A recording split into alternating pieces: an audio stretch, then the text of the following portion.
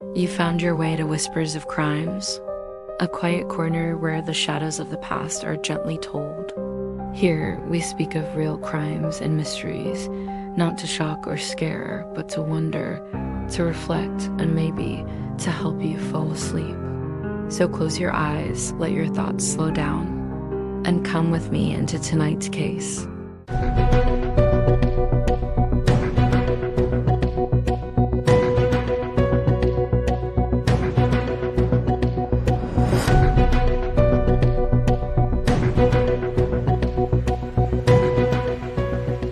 He had it all: fame, fortune, and NFL. But behind the touchdowns and million-dollar contracts, Aaron Hernandez was hiding something darker. A murdered friend, 2 more bodies in Boston, a courtroom packed with secrets, and a shocking suicide that left behind more questions than answers. Was he a cold-blooded killer or a victim of brain trauma and a wife spiraling out of control? This is the chilling true story of how one of football's brightest stars fell into the shadows. And the truth is more twisted than anyone imagined. Chapter 1. From football phenom to NFL star. Aaron Joseph Hernandez was born on November 6, 1989, in Bristol, Connecticut. He grew up in a working-class family with a strict but loving father, Dennis Hernandez, who was a prominent figure in Aaron's life and local community. Dennis was a former college athlete who instilled in Aaron a strong work ethic and a passion for sports, particularly football. However, when Dennis died unexpectedly during hernia surgery in 2006, Aaron was only 16. His death marked a significant psychological turning point in Aaron's life, as many close to him later reported a noticeable change in his demeanor. Aaron's football talent was exceptional. He played for Bristol Central High School and quickly became one of the nation's top tight end prospects. He earned All-American honors and committed to the University of Florida, playing under coach Urban Meyer. While at Florida, Hernandez won the John Mackey Award in 2009, recognizing him as the nation's best tight end. He was also part of the Gators' 2008 national championship team. But his time in college wasn't without controversy. Hernandez was involved in a 2007 Gainesville bar fight that left a man with a ruptured eardrum. No charges were filed, but it was the first public sign of violent tendencies.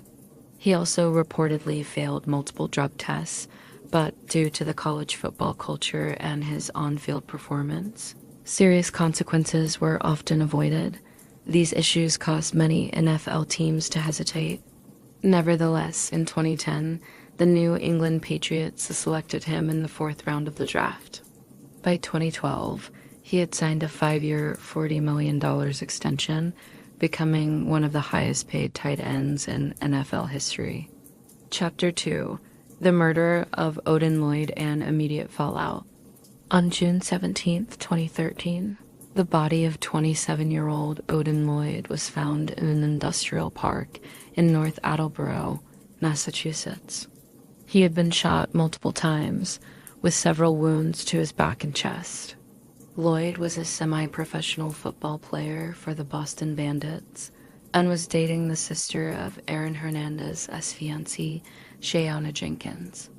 The link between Lloyd and Hernandez immediately raised eyebrows. Surveillance footage, cell tower data, and forensic evidence painted a compelling narrative for investigators.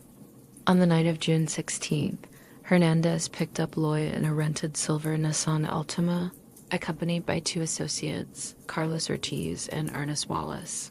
They drove Lloyd to the remote industrial area where he was murdered around 3:25 a.m. Surveillance video from Hernandez's home showed him returning shortly afterward, visibly holding what appeared to be a firearm. Additionally, footage captured him earlier that evening with a gun, and a damaged home security system indicated a cover-up attempt. Shell casings found in the rental car matched those found at the crime scene. On June 26, 2013, police arrested Hernandez at his home. That same day, the Patriots released him from the team. He was charged with first-degree murder along with multiple gun-related offenses. The media frenzy was immediate and intense. An NFL star at the peak of his career, accused of a calculated execution-style killing. Chapter 3. The Trial and Conviction for Odin Lloyd's Murder. Aaron Hernandez's trial for the murder of Odin Lloyd began in January 2015 at the Bristol County Superior Court. The prosecution's case was built on circumstantial but compelling evidence. Although the murder weapon was never recovered, they presented a thorough timeline supported by surveillance footage, cell phone pings, and testimony from witnesses, including Hernandez's fiancée. Central to the prosecution's case was the notion that Hernandez had a motive rooted in paranoia. Odin Lloyd allegedly said something at a nightclub that offended Hernandez, a perceived betrayal that prosecutors believed prompted the murder.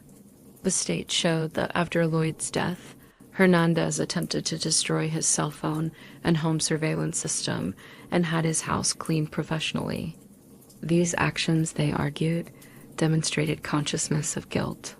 The defense argued that while Hernandez was present, there was no direct evidence he pulled the trigger. They suggested that his associates might have acted independently, but inconsistencies in that argument and the sheer weight of the circumstantial evidence proved too great.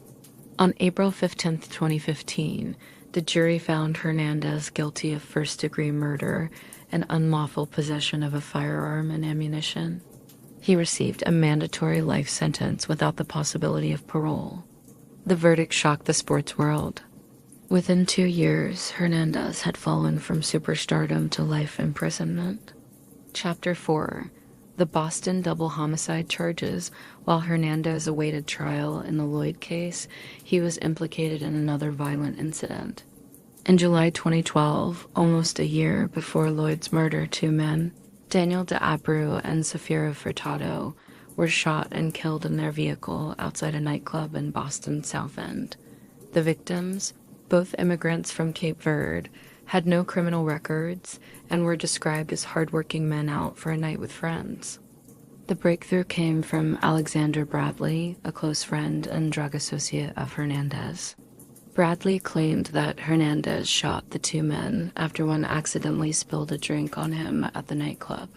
Days later, Bradley said Hernandez executed the drive-by shooting using a .38 caliber revolver while they were in a silver SUV. Bradley himself was later shot in the face and left for dead in Florida.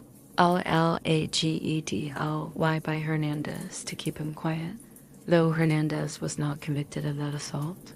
Hernandez was indicted in May 2014 for the double homicide, but the trial didn't begin until March 2017. Despite Bradley's testimony, defense attorney Jose Baez aggressively discredited him, labeling him as a career criminal who had turned on Hernandez for immunity. The jury sided with the defense. On April 14, 2017, Hernandez was acquitted of the double homicide but found guilty of illegal firearm possession. Chapter 5. The Suicide and Unanswered Questions. Only 5 days after the acquittal, on April 19, 2017, Aaron Hernandez was found dead in his cell at the Souza Baranovsky Correctional Center. He had used a bedsheet to hang himself from the window of his cell. The scene included haunting symbols, the number John 3:16, written in red ink on his forehead and walls, and an open Bible beside his body. Corrections officers found the cell door jammed with cardboard and 3 handwritten suicide notes, one to his fiancée, one to his daughter, and one to his attorney. His sudden death spurred immediate speculation and conspiracy theories. Some claimed he had been murdered. Others believed he took his life to protect his family's financial future. At the time, Massachusetts law held that if a defendant died before exhausting all appeal rights, the conviction could be vacated, potentially allowing Hernandez's estate to sue the Patriots for unpaid contract money. Indeed, his 2015 conviction was vacated shortly after his death, but the Massachusetts Supreme Judicial Court later reinstated it in 2019, closing that legal loophole. Chapter 6: CTE and the NFL's Reckoning After His Death. Hernandez's brain was sent to Boston University for study. Neuropathologists diagnosed him with stage 3 chronic traumatic encephalopathy, a degenerative brain condition caused by repeated head trauma, typically found in aging athletes. Hernandez was only 27 years old, yet the damage to his brain was profound. Researchers described it as one of the most severe cases of CTE they had ever seen in someone that young. Symptoms of CTE include impulsivity, aggression, depression, paranoia, and poor judgment traits that increasingly defined Hernandez's behavior in his final years. His family filed lawsuits against the NFL and the Patriots, arguing that the league's failure to protect players contributed to his mental decline and ultimately his death. This case added to mounting evidence linking football and long-term brain injury. The NFL, already under scrutiny for its handling of concussions, faced renewed calls for reform, transparency, and accountability. The Hernandez case became a grim symbol of what can happen when violent sport collides with untreated trauma. Chapter 7: A Life That Defied Understanding Aaron Hernandez. As story remains one of the most perplexing and tragic in the history of American sports. He was a man of enormous athletic ability and potential, who signed a multi-million-dollar contract with one of the NFL's most successful teams. Yet beneath the surface, he was plagued by trauma, identity issues, and a capacity for violence that defied his public persona. There were reports, later supported by testimony and letters, that Hernandez struggled with his sexual identity, possibly living in fear of being outed. Some journalists and former teammates suggested that internalized shame may have contributed to his increasingly erratic behavior. Combined with CTE, childhood trauma, and the violent subculture he surrounded himself with, these elements created a volatile storm. Aaron Hernandez wasn't just a cautionary tale about wasted talent. His story forced America to confront deeper issues: how we handle mental health, the dark consequences of untreated trauma, and the hidden costs of a sport built on physical punishment. His legacy remains complicated, painful, and deeply human. That's all for tonight's story. Another thread in the web of true crime, quietly unraveling as the night goes on. If you're still with me, thanks for listening. And if sleep has already taken you, may your dreams be peaceful and your mind at ease. I'll be here next time by the fire with another story waiting to be told. Good night, and don't forget to lock your doors.